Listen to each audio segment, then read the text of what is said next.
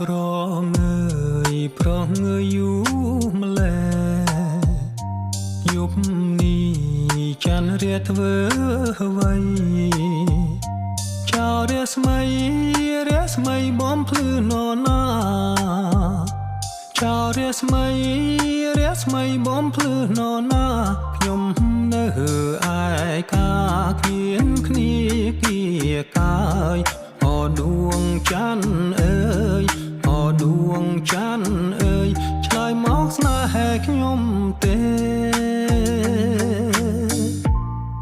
រូបបងនៅចិត្តពើហើយ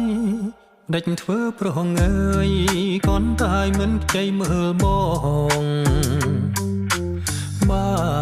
បានអូនមក3ថ្នាំង